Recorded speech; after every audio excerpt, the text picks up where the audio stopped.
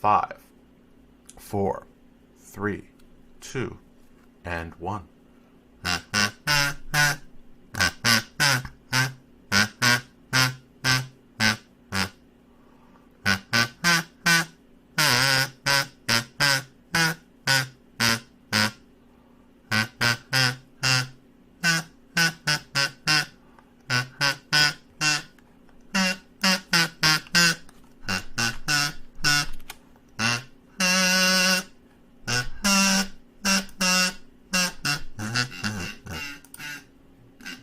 Dumpty dum dum, dumpty dum dum, dumpty dum dum dum dum, dumpty dum.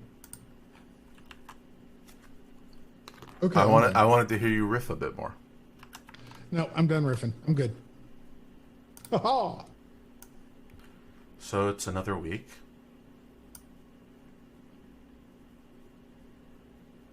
True. Yeah, not as perky as I would normally be. Well, you've been up for many, many, many hours. Many more hours than expected. I want to know why suddenly the device that's supposed to be running the stream went from a countdown to devices offline.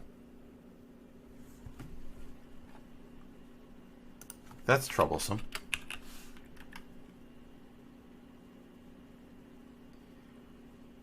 You ever have one of those days where just nothing seems to quite work out? So is the device offline or is the device not offline? I do not know. Either way, let's just hope that Daryl, who was listening, or when he wasn't a moment ago, actually hears this recording so he can enjoy it. In the meantime, nothing... Sorry, Daryl. Yeah. It just, you ever have one of those periods where things just don't quite work out?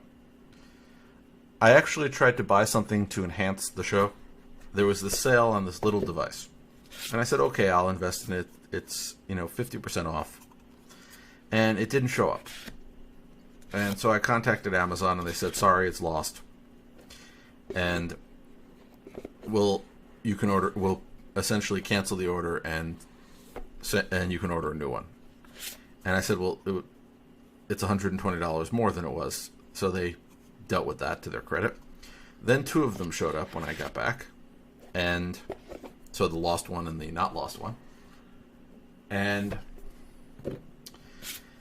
I really get disappointed when it is harder to do the right thing than to not do the right thing. Have you ever tried to convince Amazon how to get them to take back an item that they sent to you twice? I try, and then I give up, and I keep them both. Well, no, I tried. They kept telling me, well, what you have to do is you have to put it in a box. I said, well, are you giving me a box? No. I said, okay, well, fine, if I find a box. Oh, well, we'll send you a label, and then you have to drive it to a UPS facility. I said, well, UPS will pick up at my house. Why can't you send them to me? We don't do that. Okay, well, you sent me 2 items. Why can't you do that? So they agreed to do it, and then UPS shows up at the house, drops off a label, and leaves, despite the fact they're supposed to pick up a package. So I contacted Amazon again. Apparently, they finally gave up. Huh. We have the most awesome return experience, ever, with Amazon. I go onto the website and say, I want to return this. And it says, why? I tell them why. And they say, okay, take it to Kohl's. We take it to Kohl's and drop it off. Don't put it in a box or anything. Well, remember, that's the scenario where you wanted the item. I wanted one of the item. 2 of the items showed up, and I was trying to give back the item that I didn't pay for. I expect them to make that easier. They didn't give me the option of taking it to a Kohl's. Not that I want to go to a Kohl's. Who wants to go to a Kohl's? I imagine that at a certain scale, it costs more to deal with these one-off, the system didn't work quite right instances than to just say, you know what, keep it. In this case, the issue is that I would expect a nice, easy process where they do not make it difficult. I just said, come and get it, and it's yours.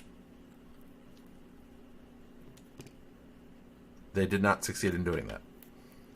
One would expect that them sending 2 things, when you ordered one thing, Yes. is probably a rare occurrence and not the way the system is supposed to work. And when things go in a way that is not normal to the system, dealing with those things is exceedingly expensive. No, I understand Probably that. exceeds the value of whatever it was. No, I'm not saying that. I'm saying that there should be an easy way to deal with this. I'm not failing to understand that. If there was an easy way to do it, that easy way would exist because it was more common. It being more common would be a bad thing. Oh no, they finally did the easy thing I asked them to do. Then UPS dropped the ball. Again, Amazon did exactly what I asked them to do. It took some convincing, but they agreed to schedule a pickup of the item. The fact that UPS showed up at my door, did not ring the doorbell, and walked away is not Amazon's fault. It was only when I contacted Amazon and said, well, what would you like me to do now? Could you send them back? That they finally gave up. Anyway, I now also have 2 automatic bed levelers for my 3D printer. I should raffle one off. What you got? This is a Creality BL Touch Auto Bed Leveling Kit that got lost in the mail, and now, maybe over the weekend, I'll have time to actually install and configure it. You should probably hang on to that BL Touch. The spare? Put it in a nice box and store it somewhere, because BL Touches don't have the longest lifespan. So hang on to it. You may need a spare in the future.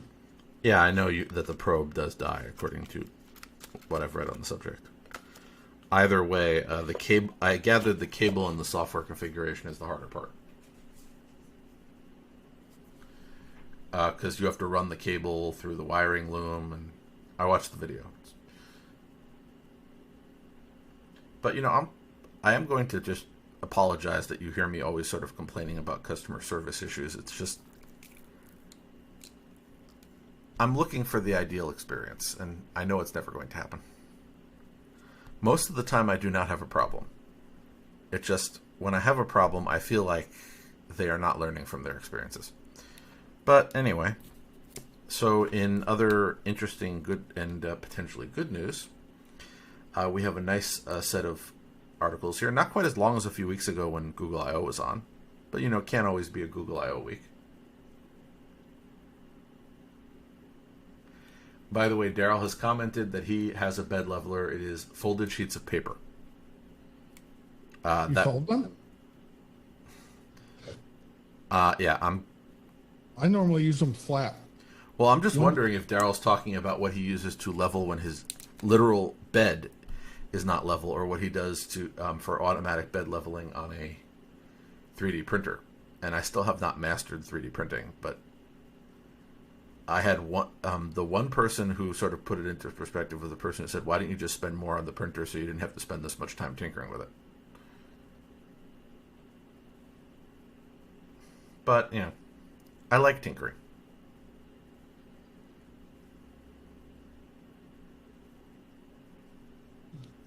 Good. That's, yeah. 3D printers are good for that. Yeah, and the Ender is considered a tinkerer printer. So I could have possibly spent more money on something that would just let me print out of the box without problem, but I learned some stuff. I might not have learned what a Bowden tube was. Anyway, moving along, we'll talk a little about some Android stuff and some other news. Android 12 blocks apps from replacing the share sheet. I wonder if this was a security thing. Essentially, yes. There were several apps that were maliciously taking over the share sheet. So it's one thing to register a share target so that you can be on the share sheet. It's another thing to take over the share sheet entirely. Totally agree.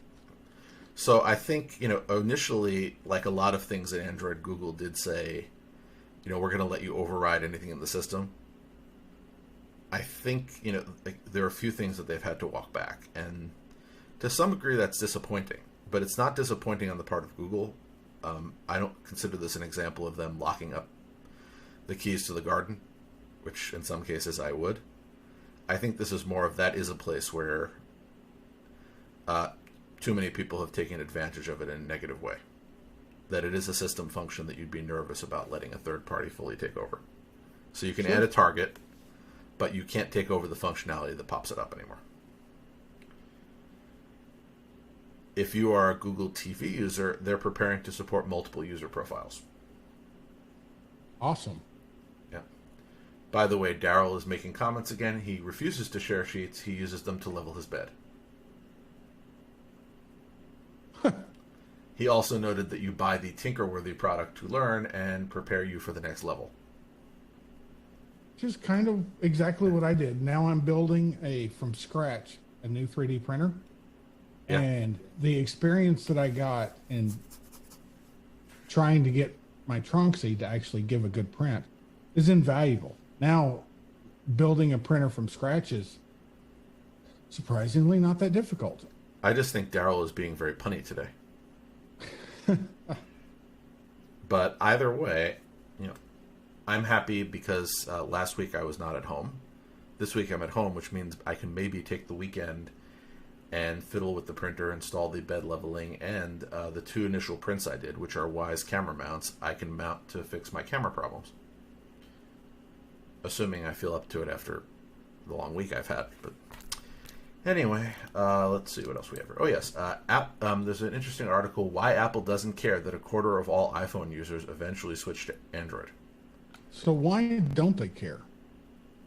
Well, why would you expect them to? Does that really affect their bottom line? So, just to say, if you just quote the article, here we are. During the Epic Games versus Apple trial, internal documents showed evidence of meaningful switching of smartphone users quarter over quarter. So, one of the interesting ones was quarter 1 2020 to quarter 2 2020, which showed 26% of users switch, which is interesting because it marks the period that typically follows the announcement and release of new iPhones. So, essentially, they haven't necessarily proved that people are leaving Apple in large numbers, but they have sort of proved that not everybody is happy with iOS. And the reason why it isn't a large number involves a lot of things. One being the reasons why people switch. Sometimes people switch because they do not see the value proposition of Apple. Apple, whatever you can say about it, is a boutique brand. So a boutique brand essentially means that there are other brands that charge less money. And if you feel like things are not working out, then you might choose to switch to something that is less expensive and offers you a better experience, in your opinion. And again, opinion is variable. Right, but one would assume that if they don't switch, they would still be Apple customers, which seems like that would be a good thing. For Apple? Yeah. I mean, if a third of your customers don't come back, then there are people who switch back and forth. They did. They would probably be buying more machines. I don't know. Just odd. How about this? Android Runtime is now part of Project Mainline. Ooh. So the Android Runtime is now under the Project Mainline umbrella. So this is how apps perform across all devices. So just to quote the article on this, there are a bunch of under the hood changes, and Project Mainline is an extension of what Google did with Project Treble to make it easier for phone makers to update their products and keep every phone more up to date regarding critical features and security. So Mainline updates things through the Play Store, as opposed to updating things through an OTA update. So apparently the Android Runtime is now going to be something that can be updated through the Play Store, not necessarily through any other means. Wow, that's crazy. I mean, cool, but crazy.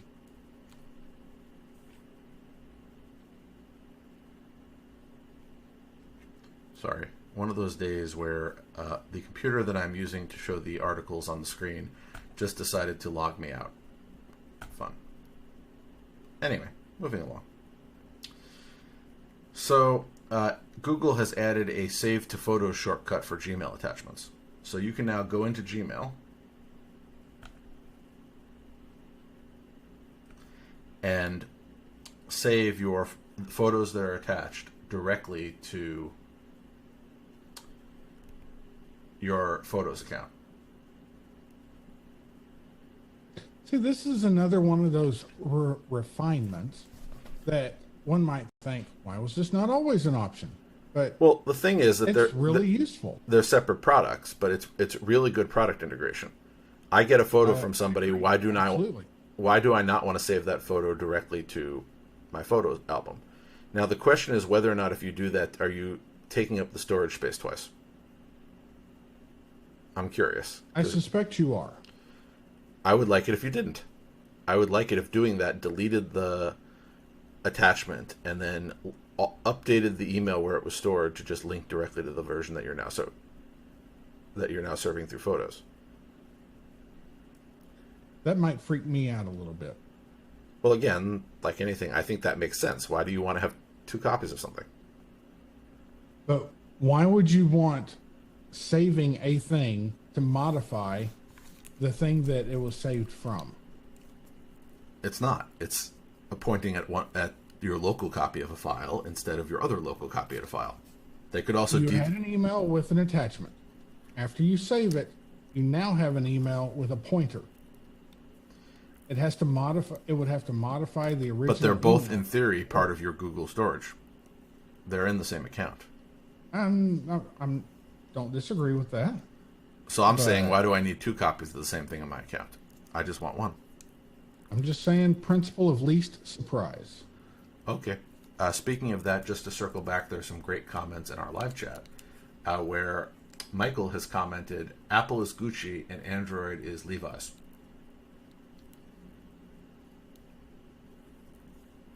One makes purses, another makes jeans. Again, the difference between what I said, a boutique brand versus a non-boutique brand. Android is the thing that, the average person can get like 15 different flavors of. So that's the jeans. Gucci is the luxury product that may, again, objectively speaking, you're paying as much for the name as you are for the product. Huh. I always thought of Apple as being the everyday man phone system because easier to use than Android. But would you say that it isn't a boutique brand? I would not. Okay. I don't know what boutique brand means. Essentially, where you are where you are paying as much for the name as anything else. Oh. No. Okay. I think Apple prices, considering the hardware and the software development that goes into them, are priced relatively reasonably. Maybe they weren't in the past, but they certainly seem to be now. Again, they have tried to expand to have different tiers. The other question that was asked is who sends photos by Gmail? Just to name one. When you want a high quality copy of it, it's probably the best way. Well, I'm going to more go with that's how most people send me photos that aren't my photos. We use WhatsApp quite a bit to send photos around. Yeah, and WhatsApp really annoys me. Very low quality version. Well, also WhatsApp annoys me because so I do have WhatsApp, and I'm not sure. I think I've mentioned my butcher, who comes through WhatsApp. I believe so. Yes. Okay, so the butcher sends. He doesn't have a website or a shop. Well, he does have a shop. There's actually a physical business, but I'm saying for his delivery service, he does not have a website or an email list or anything. What he does is he posts the specials as graphics in a WhatsApp chat that you can be invited to. So what happens is those get saved to my phone, and then the automatic backup sends them to Photos. So I have Photos full of weekly menus, which again, I cannot figure out how to get stop that from happening. I haven't looked very aggressively, but it just annoys me. You know, when you're looking through your memories online, which is what Photos consists of, or when you're looking at, let's say, a Google photo frame, which I have, you don't necessarily want to see coffee rub, butcher cut, London broil, maple pastrami rib steaks. All that does is make me hungry.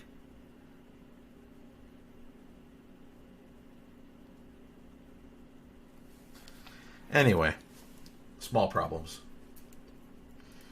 Moving along, let's see. Firefox will be implementing Chrome's Manifest v3 extension specification. I don't know if this is a good thing or a bad thing.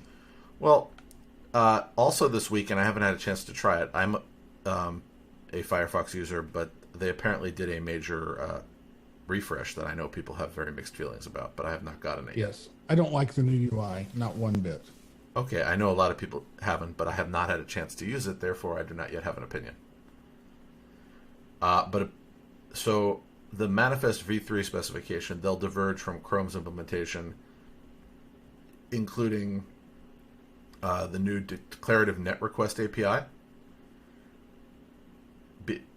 essentially, which provides access to potentially sensitive user data. So they're going to essentially support both the old and the new approach, because again, they do not like the new approach. So they're essentially compromising. So it will be compatible, but there will be some differences. So cross-origin protections and various other things. But on a positive note, it means that there is less development for developers to support both browsers, because the specification will be the same, even though there might be some slightly different implementation details. Okay. You say so. Moving I'll along, trust you. Despite Hangouts being dead, or on a lingering death, apparently it has just reached 5 billion downloads, so people are still downloading it.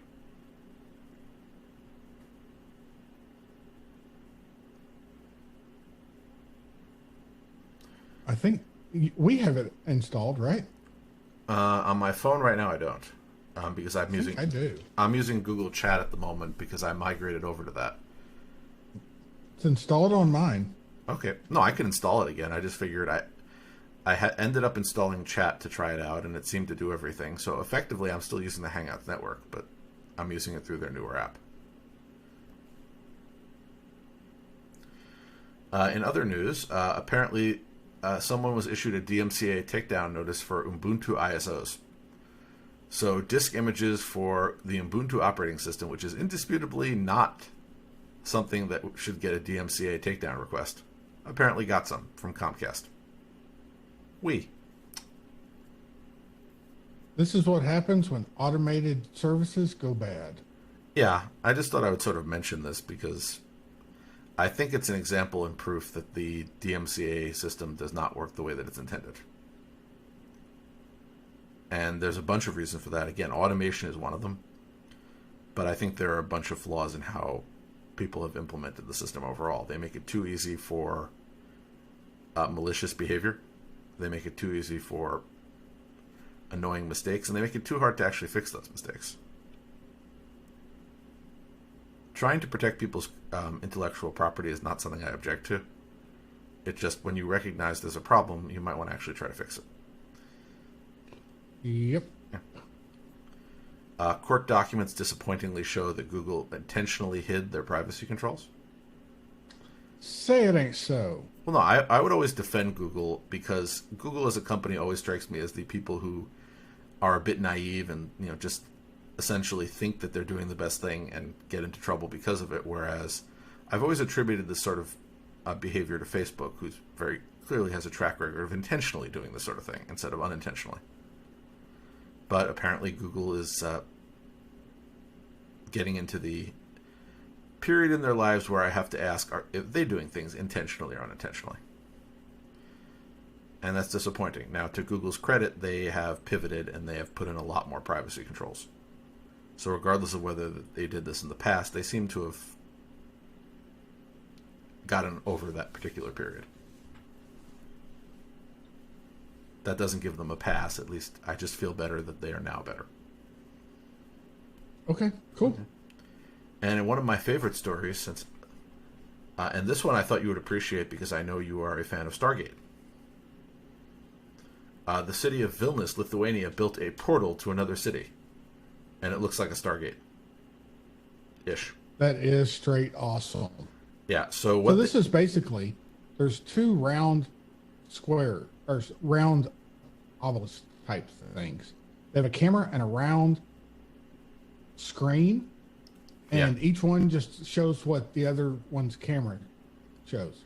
So one side is in Vilnius and the other side is in Lublin.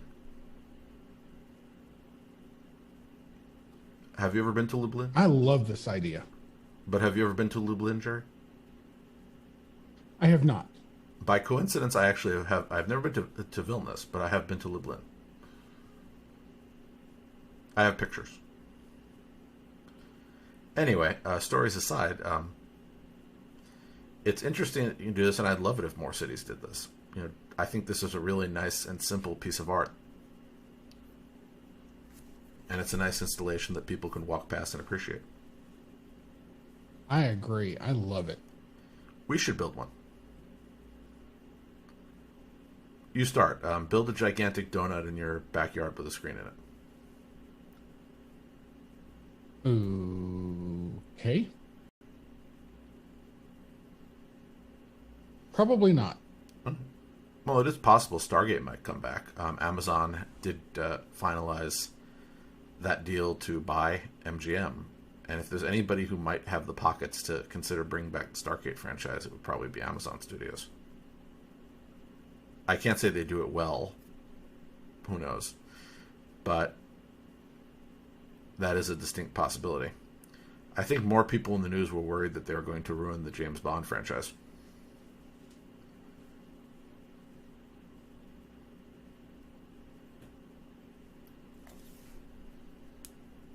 Wasn't it ruined years ago? Depends on your perspective. I'm not a big James Bond fan, so I suppose that's something you'd have to ask somebody who's really in the franchise. But yeah, I'm not really big on James Bond either. Yeah, but I know that the people who care about James Bond do not want it to be turned into the let's release a movie every 5 minutes and 15 spin-off shows.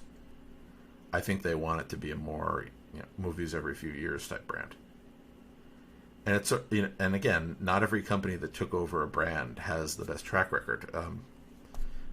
I think I seem to recall mentioning Star Wars as an example, and I'm not a Star Wars fan, but the feedback I heard is that some of the decisions that Disney made after they took over the franchise did not satisfy fans. Although I hear good things about The Mandalorian. Mandalorian's good. Haven't seen it. It was episodes 1, 2, and 3. It just then I heard the new ones weren't so good, and I said, well, I don't know if I want to invest in this universe again. But anyway, that said, I'll just stick with what I'm doing. Paying the people at Paramount to give me more Star Trek. Anyway, let's see what else we have here. There's a nice article on how bad Google's photo compression is for their standard, what they now call storage saver quality. At least they finally admitted it shouldn't be called high quality. And one final story, Big Tech has sued your home state of Florida, saying that their new social media law violates the First Amendment. Good. As a Floridian, do you have any thoughts? I think that the case and the law are substantially misrepresented in the news cycles, and that I think the law has an actually good chance of standing up. So even though there is a specific exemption for Disney?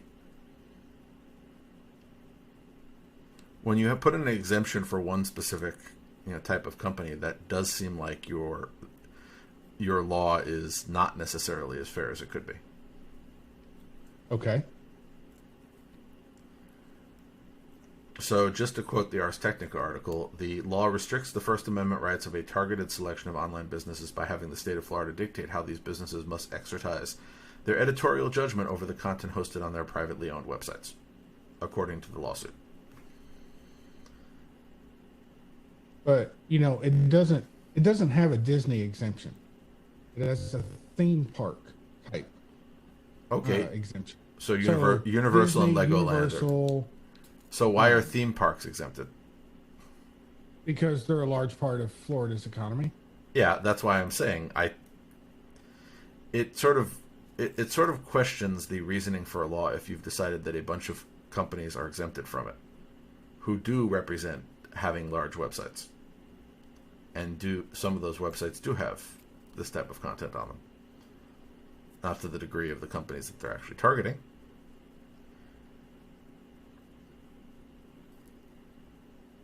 Either way, I will see what happens.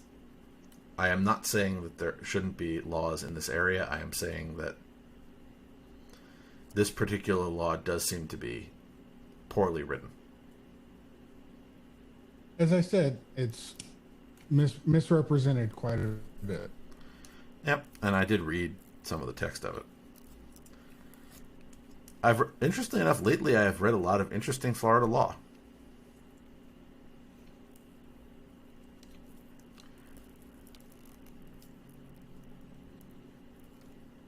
I'm sorry? Every so often, I do actually read the texts of laws in various states when they come up on the news. I also recently read some New York law. Most people do not read the actual law. No, they don't. Yep, so it is interesting when I do. To be fair, it wouldn't really help most people to read the actual law because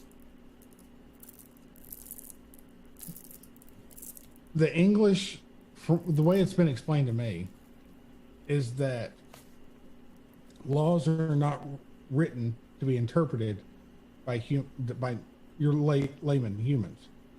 They're written to be interpreted by lawyers and by judges, and things that would appear to be common, and that's what the law says, actually have different interpretations and meanings that are codified in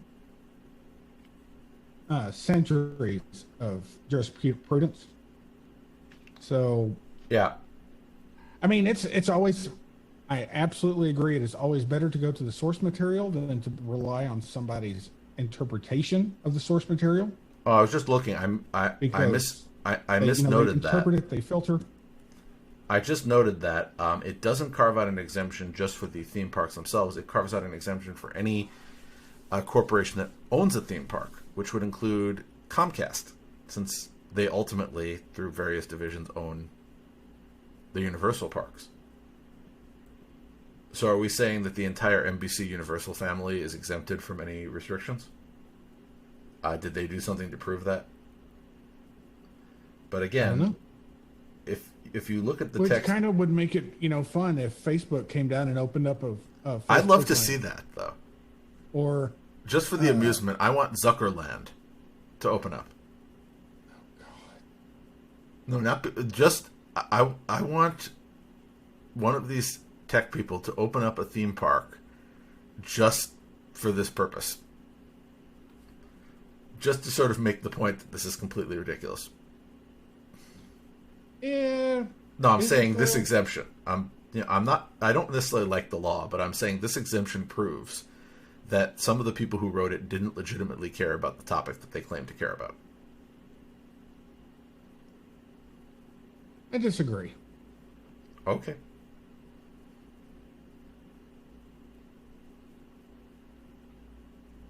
And I don't necessarily disagree with some of the statements that are made in the law.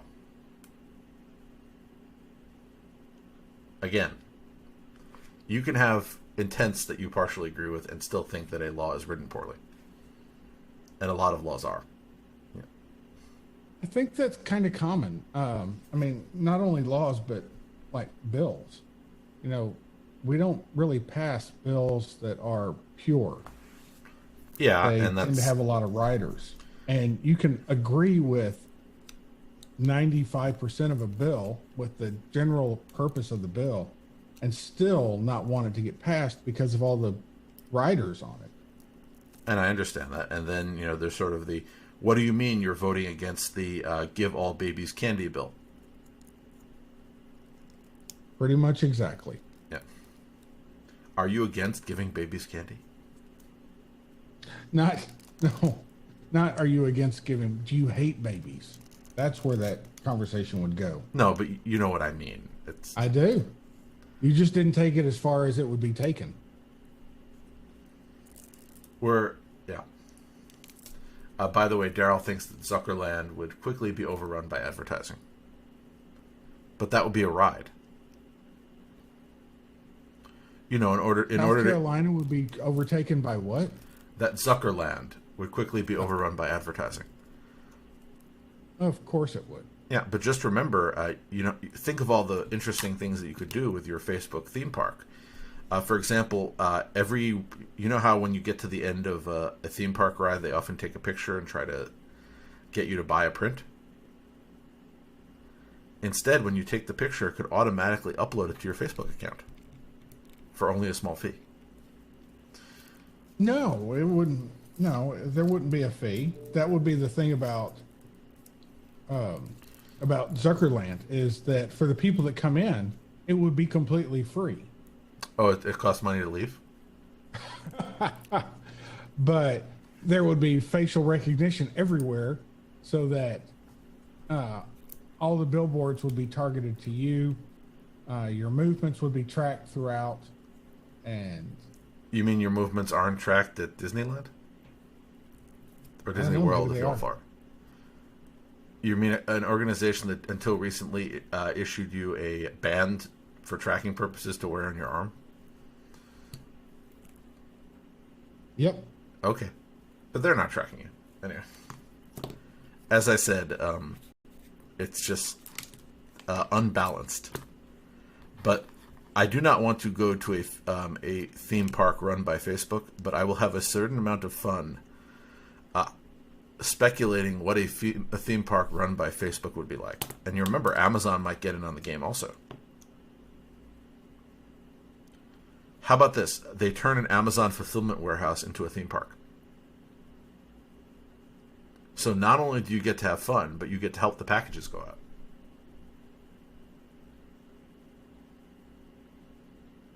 No? Yay. That was funny.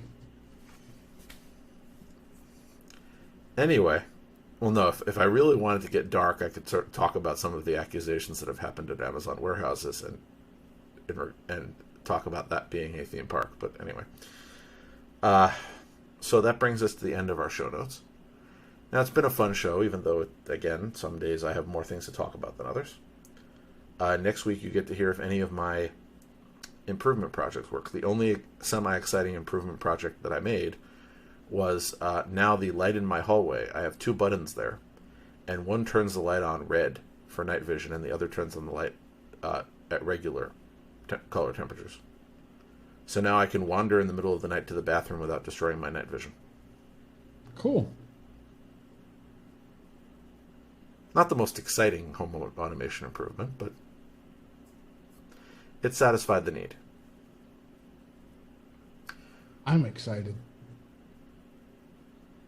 About my red light bulb? I am, yes. Okay. Well, we'll see. Maybe next week's light bulb will be green. Well, actually, it's a multicolored bulb. It could, in theory, be green now. What should make my hallway turn green? Time to water the plants? Oh, I gave up on plants a long time ago. I'm not good with keeping pets. My father likes to remind me of when I was 5 and my gerbil died and I didn't notice for 2 days. In my defense, I thought he was sleeping.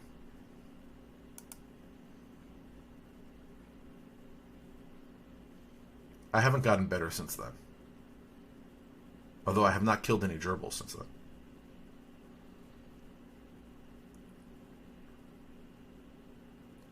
Shall we call it a day?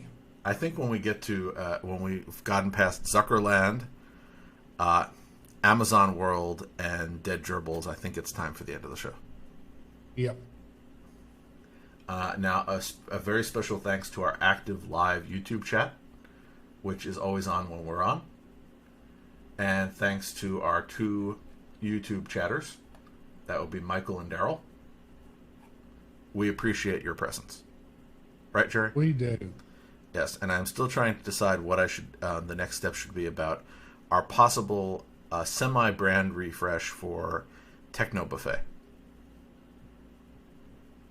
I'm not getting rid of Android Buffet. I just think it should be like a dual naming system so that people can find us both ways. But that means I probably have to track down our logo artist and ask if she will redo the text for us.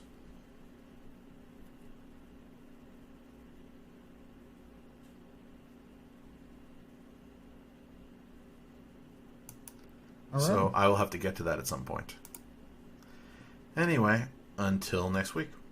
Until next week. Bye, folks. Goodbye. Recording stopped. I am turning off the live stream for those of you who are still listening. I really hope you recorded this. To some degree I did, but my recording is only a backup version, so hope but remember we also have the YouTube version which went through. So I have 3 different Well, and they I'm heard gonna send you what I got, but your audio has got some artifacts in it. I don't know why. Now with the one that I was using last week, I did rewire it after that to go from wireless to wired. This one's still wireless. So No, I don't think it was that. It sounded like internet congestion. Which is strange because I didn't hear anything coming back. Usually there'd be a hiccup on both sides, but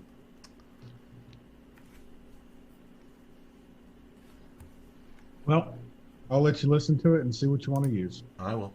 Other than that, next week is interesting because next week also happens to coincide with my birthday. Really? Yes, next Thursday is actually my birthday.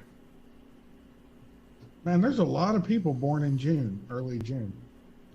Like 3 of the spouses at work were born in early June. My wife was born in early June. You were born in early June. Well, I was going to take the day off. Unfortunately, one of my colleagues beat me to it. Do you have any siblings? Yeah, I have an older brother. Ah. I find it funny because if you're born in early June, that likely means you were conceived in early to mid-August, Okay. which is when the kids go back to school. Just something to think about. Yeah, but both of my parents were teachers. They were the ones going back to school. Oh, well. Maybe they enjoyed the school. I'm not sure. They seemed to. They were there pretty late. All right, man, you have a good night. Yeah. Good night. Bye.